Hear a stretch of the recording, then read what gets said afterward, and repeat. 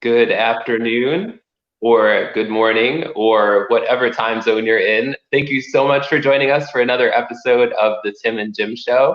Today, we're going to be talking about turning your audience into customers with better visual content. But I will turn it over now to Jim Fuse to continue our conversation of this very Thanksgiving-ish edition of the Tim and Jim Show. Well, and good afternoon, everyone. This is Jim Fuse, and I'm really excited that we have my friend George Damanis out of New York, who is a expert, in my opinion, in visual content. If you had a chance to read the bio, you'll see that George has worked with some of the top folks in the industry, to include Mari Smith. He's worked with Social Media Examiner, Agora Pulse. And so, very excited to have George on here today. And so, George, why don't you tell us a little bit more about yourself? Hey guys, yeah, pretty much first off, I want to say hello to all your viewers and you guys as well. Hi, Jim. Hi, Tim. Thanks for having me on. If my voice sounds a little scratchy, it's because I'm just getting over the flu. So I apologize. I will be taking frequent sips of water so I could keep the energy high and keep talking. But yeah, I'm a photographer. I do a lot of homes and real estate sort of motif. I do a lot of food photography. I photograph conference speakers. I really should niche down, but when you're in high demand, it's kind of hard to say no sometimes. So right now the schedule is still allowing me to take on a wide variety of subject matter. But that's pretty much where the focus lies, is in creating visual content that stops the scroll, that keeps people interested, and ultimately gets you sales. Right. And I want to make sure that we give a shout out to, I know one of our friends and someone I know both you and I, George, look up to, Kelly Noble Mirabellis, who I would Yep. not be doing this live stuff if it wasn't for her encouragement. And she is definitely, I would say, one of the best in chatbot marketing. So Kelly, Oh, thank you she's very the much. best in chatbot marketing. There is no greater expert than my good friend KNM. Yes, Baby Got Bot. Make sure Yep. you check that out. So let's start with our first question for today on pre-Thanksgiving Eve. And Tim, you want to ask that question? Sure. So, George, if you want to take better pictures to promote your brand on social media, where do you start? Especially if you're a beginner at this. All right. So it may actually surprise you, but the first place that you need to go before taking a better photo or video is not behind a camera.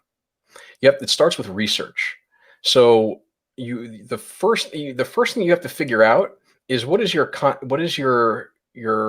objective for your campaign. Do you have a campaign? What kind of campaign are you looking at? Do you want to do just brand awareness, where you just want to get your name out? Do you want to increase sales? You need to have a specific audience in mind. You have to have your avatars lined up and know exactly who you're targeting in order to present them with the content that they want to see.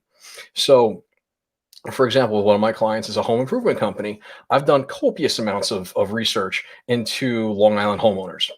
We don't target renters. We don't target, I don't want to get too far into the ads side of this. I want to stay more along the lines of a creative, but you have to know your audience first, know what they want to see, and then give it to them. Because that's the only way that when people are going through their Instagram, when people are going through their Facebook, that they're going to stop and say, "Oh, I like that house. I wish my house looked like that." Well, the thing what's really great about Long Island is there's Levittown has a bunch of the same house. Like Mr. Levitt after World War II created an entire town of to bring troops after they came home from World War II. They bought homes in his developments. So there's the Levitt house. They're all the same. The footprint is the same. And if my client does a great job on those houses, then and it gets that spark in someone's imagination, like, oh wow, my house can look like that. that's what gets them to stop. Food photography is huge. If you like, I mean, everybody loves food. If you have something that, if you're a restaurant, and you want to bring more people in, what's going to, there's certain, what kind of food do you serve? Who's in you want to go a little bit more local, of course, especially with anything that's brick and mortar. So you need to understand where you're targeting. If your restaurant is because there's some places in some areas of the country where restaurants aren't in like residential neighborhoods, so you can't really target a geofence location around the restaurant. And this also works specifically for pizzerias. You want to target specific neighborhoods, and you need to know what the demographic of those neighborhoods are. And I'm not just talking about like ethnicity or household income demographics. I'm talking about what their interests are. What do they like to see? A lot of this extends beyond your social media and into your business planning. So, if there's a certain kind of pizza that a certain area likes, like I love barbecue chicken pizza. I mean, I love pizza, period. But if I like barbecue chicken pizza, that's something that you might want to know as a pizzeria owner. Right. So you start with that, do your Google search, check out Google Trends. YouTube is a phenomenal place to see what's trending. And there's a lot of tools. You can just go on the internet first and foremost and see what you want, what your audience wants to see. Right. And I think that's a great point. And along those lines too, with photos, I think what people don't think about, going to your Google point, is you need to save those photos with a file name that makes it search friendly. And do you have any specific pointers along those lines, George? I mean, I really don't want to get into that much about SEO. I'm not an SEO expert, but I mean, you want to. I'm not going to say to pack keywords into your headline, but adequately describe your photo in the file name. So Levitt House _ tan _ I mean, my clients would hate that I just called their color tan, but nobody's searching for a color called Somerset wheat. So you want to generalize it, and Levitt House _ Levitt Town New York _ tan, something like that. Sushi _ Massapequa Park _ like do it like that, and to make them a little bit more searchable. As far as social media goes, it's not going to impact the scroll, or that's where, like on Instagram, the hashtags come into play. The hashtags are more of the metadata for photos on social media. Don't use them on Facebook though. Sure. And I want to give a shout out to my friend Stephen Kaplan, who's watching. He lives in New Jersey. He says he's watching on LinkedIn. He says, wonderful to be here listening in. My type of convo, great visual content equals major thumb stoppers, as we like to call them. So thanks for being here, Stephen. Appreciate it. Cheers to Dirty Jersey. So George, my bridge and tunnel crowd. What equipment do you think people need to use to take better photos? So we live in a very interesting time. And I meant to have a prop in front of me, but of course I don't. So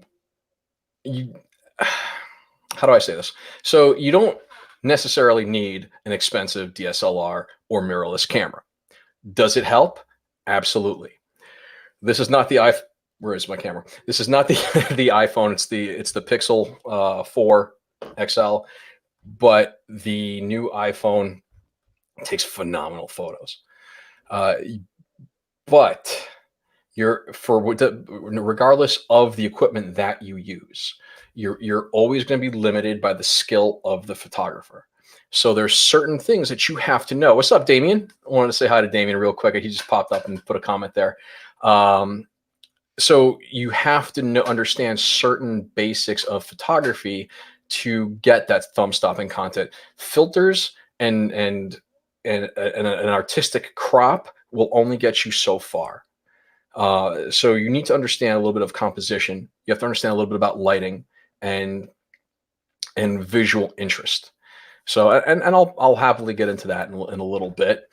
But going back to equipment, your cell phone is sufficient for most. If your company can afford a digital camera, like a DSLR, right now, Black Friday is coming up. Nikon's got phenomenal deals right now. You don't need to get a pro grade camera to get pro grade results. I started off with what's called an APS-C censored camera. It's a crop sensor. It's not the full frame that all of the pros use. You would not be able to tell that it was an APS-C sensor because I know what I'm doing. So you can get, for example, my favorite camera. I built my agency on this camera. The Nikon D5600 is on sale right now with like a kit for like maybe 500 or 599. If your company can afford that, I highly recommend it. If you can't, you know what? And I guarantee someone's got an iPhone 11 in their pocket. You know, go ahead and take it, understand a few of the basics, and get great results. Right. And I think Damien brings up a great point. Use the camera you have, no different than video. Don't wait, just get shooting. And I think to Damien's point, I think there's so many people that get frozen by, and I love this, I heard a couple weeks ago, the P in perfection is poison, right? Imperfect action is better than no action at all. So great point, Damien, and it's great to see you. Real quick, while Damien's here, because that reminds me, yesterday, if whoever in the audience doesn't follow Damien Ross, check out at Damien Ross. On YouTube, he has this, his road to 1,000. He puts out a daily video and he's going for 1,000 days. He's almost there too. He's up in the sixes or something like that right now. And yesterday's video was fantastic. And it stemmed from a conversation that I was having with him and Kelly about being, how did he put it? Paralyzed by being paralyzed by possibilities. Being paralyzed by possibilities. That was the name of his thing, and it's completely true. You know, don't focus on. Use what you have. If Kelly's fantastic because she got a shout out. Use what you have. If you have an iPhone, you don't even need to buy an iPhone 11. If you have an iPhone 8, I don't know, it's still going to take a great shot if you know what you're doing. If you have an Android, it's still going to take a great shot if you know what you're doing. It goes what you have. If your company, but we're talking about companies and their ability to drive higher sales from better visual content. If your company can invest in a camera, you don't have to invest in the most expensive one. You'll get great results from something in the middle, bottom of the line. Like the D5600 is a phenomenal camera, and it's affordable. Right. I mean, think about how much money companies spend on things like toilet paper. Like you could buy a camera with that. Yeah. Tim, you have any other thoughts on equipment before we go to the next question? No, I think those are some great points. I know that's something, as a social media professional myself, I'm always thinking about myself. Right now, I just use my phone with my clients, and it works fine. Yeah. But I'm always thinking about should I invest in a camera or not? Right. No, that's a great point. So Tim, you want to ask our next question?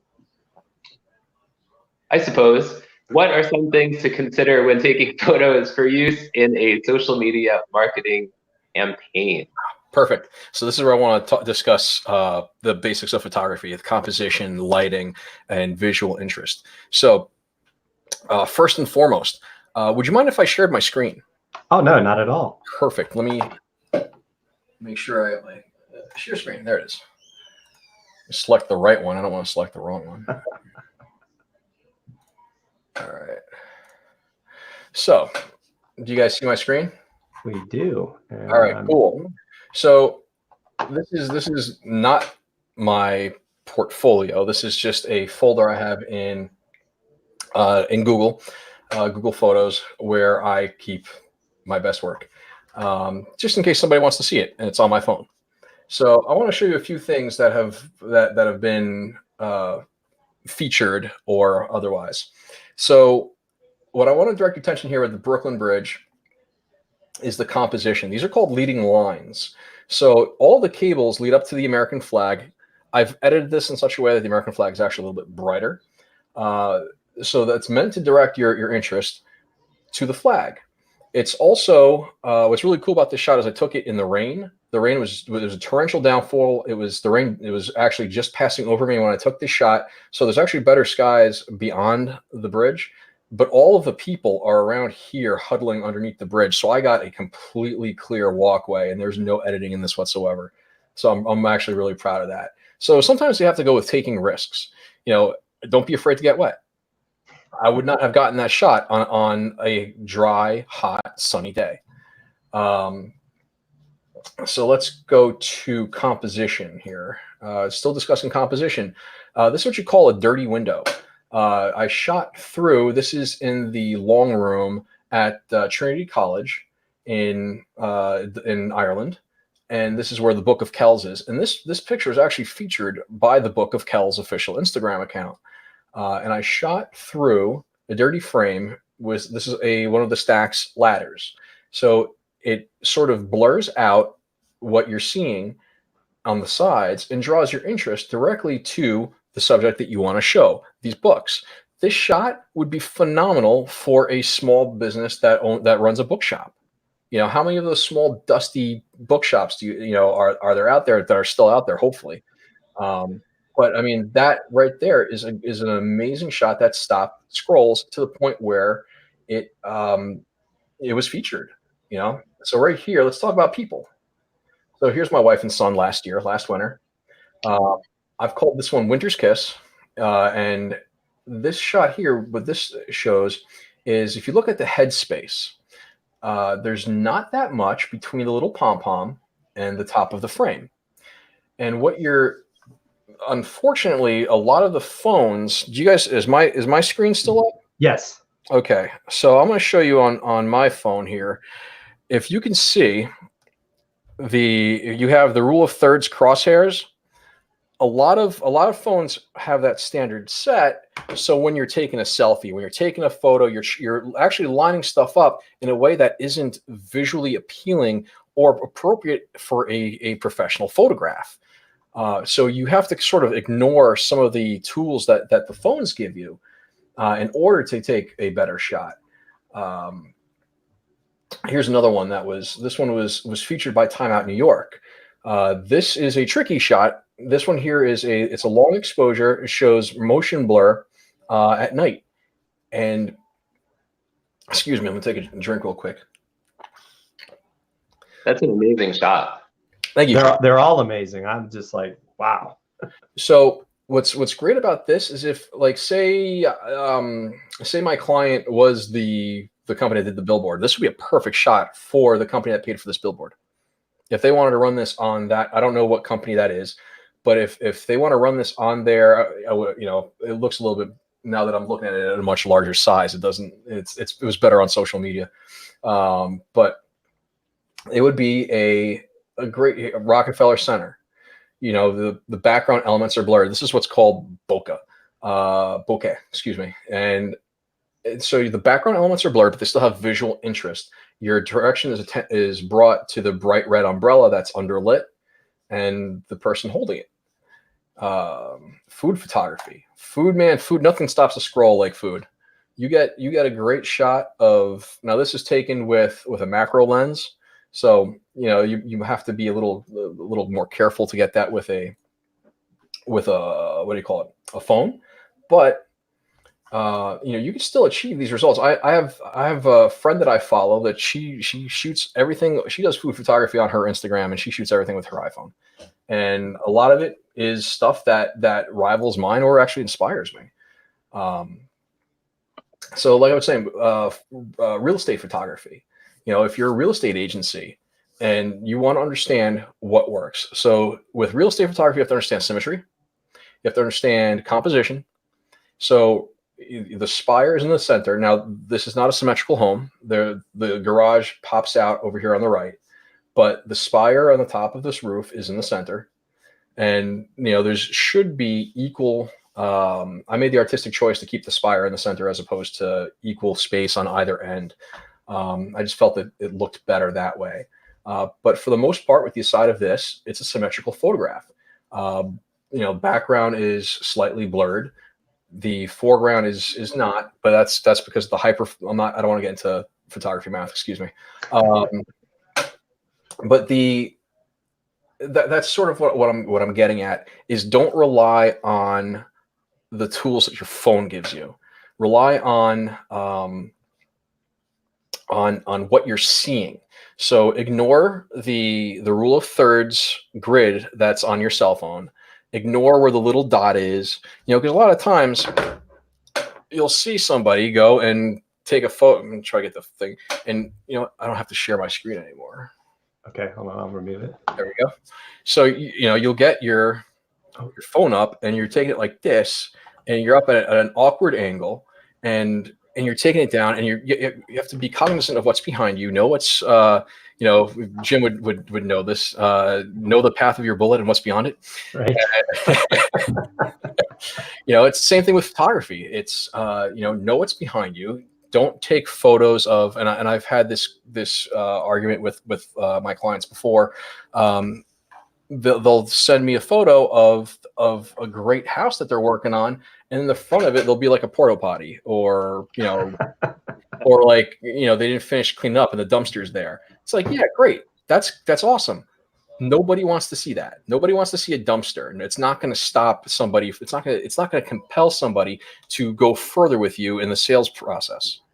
So right, and I think one of the things, and you may not have, people may not realize it. Like a lot of those shots we saw, I could imagine that you actually took multiple shots, or if you want to even call it bursts, to catch that moment.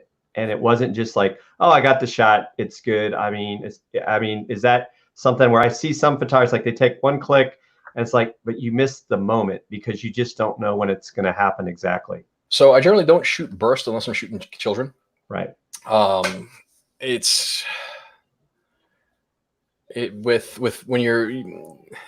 That comes with talent. That comes with practice, and that comes with talent. It's hard. It's a hard thing to teach, but specifically for like when you're working on a campaign, a social media marketing campaign, or a social media advertising campaign, you're not really going to miss. You're not really shooting for moments, depending on. Depends on the product. If you're shooting something like lifestyle photography, if you're shooting kids, yeah, sure, throw it on burst. But I mean, a lot of times. I guess cell phones do have that. If you like on mine, if I hold down the volume, it'll shoot a burst and turn it into a GIF automatically. But for when you're running a campaign, just get take your time, line up your shot, understand what your aim is, not the aim of the photo, but what your campaign goal is, and that's how you get the best shot possible. Right. Which actually that brings us up into our next question, and that is, what are some tips to be taking more effective photos to drive that campaign objective? Okay, I mean, that's sort of an all-encompassing question of a lot of the stuff that I was going over previously. First tip is do your research. Understand what your goal is before you decide you want to engage a professional photographer or a creative agency to run your campaign, or if you're going to invest any sort of money whatsoever into a campaign. Ads cost money, especially right now with the cost of Facebook ads at the moment. It's astronomical, so you're spending a lot of money right now in the holiday season to compete with everyone that is trying to sell something is running Facebook ads, and it's driving the ad cost up. So you need to understand what your goal is and have a realistic goal first. Do you want brand awareness? Do you want more website traffic? Do you want more sales? What are you selling? Is it a service? Is it a product? Is it e-commerce? You have to. It's a lot of it has to do with. I'm asking questions because it varies on what the person running the campaign is, what kind of company it is. So understand your goals first and foremost, and have realistic goals. Don't expect to make $1 million from with a Black Friday sale. In order to do that, you need to put probably $3 million into it. So know your goals and have realistic goals. Going after that,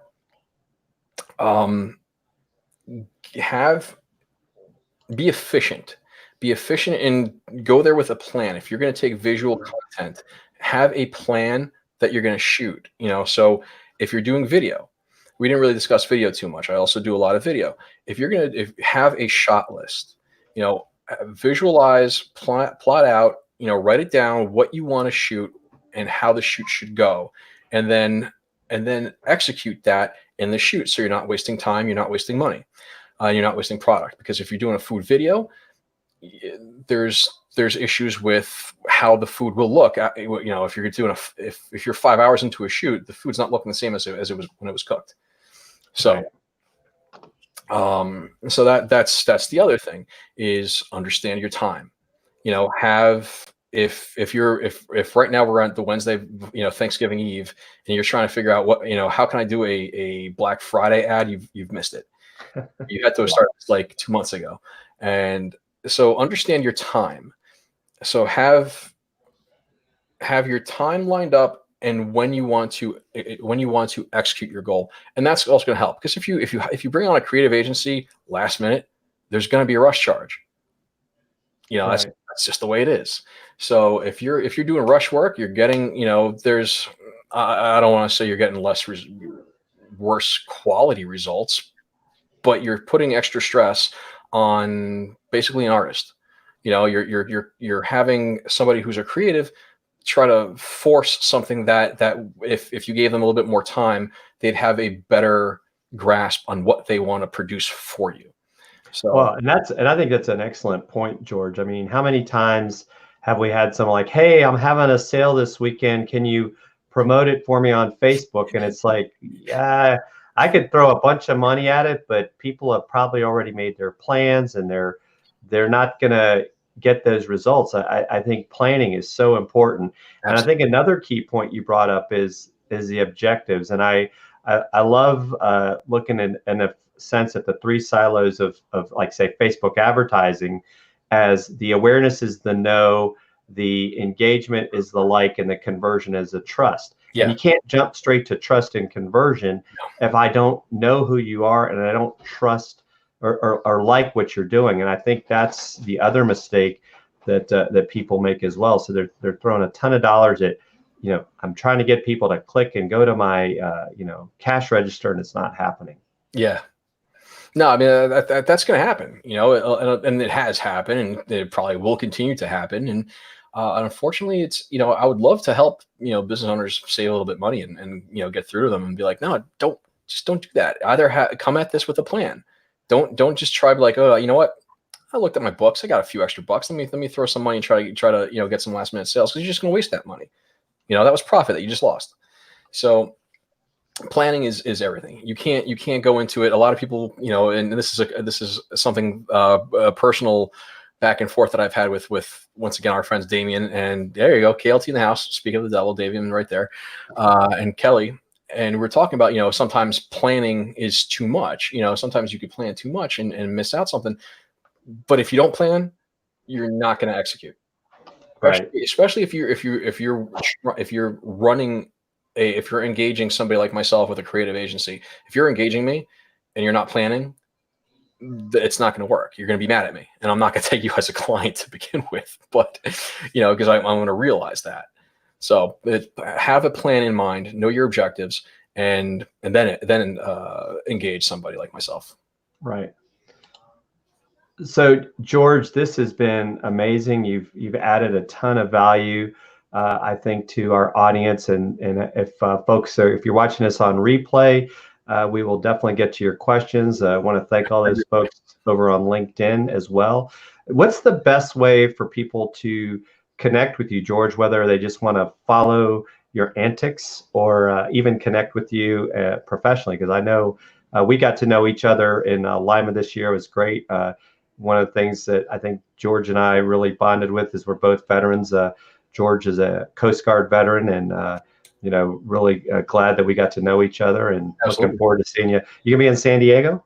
I am. Yeah, I just actually booked my, if anybody's watching from the New York area, flights, I booked my flight this week. It was like $237 round trip on JetBlue from JFK to San Diego. So it's time to buy them if you're going to San Diego for the marketing world. Awesome. So if anybody wants to see me, you could or interact with me. I'm at G Damanis everywhere.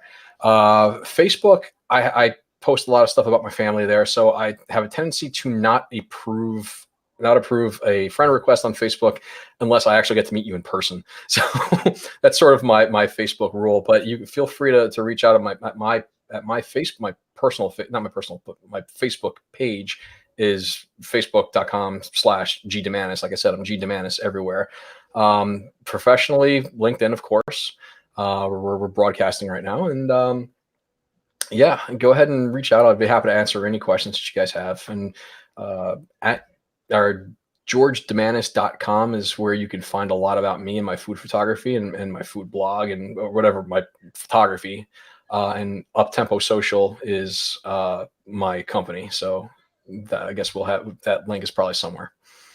Yes. Yeah, we will drop the link in the comments for people to follow you there as well.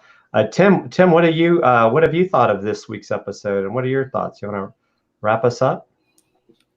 Sure. I think George has provided so much value. I know visuals are so important in terms of social, and doing it the right way in terms of getting people to stop that scroll is so important. So lots of great tips. So we really appreciate you being here, George. Thank you. My goal is to make sure that social media has better photographs. So if I could leave you guys with anything, make sure that there's not a lot of headroom between your frame and your head.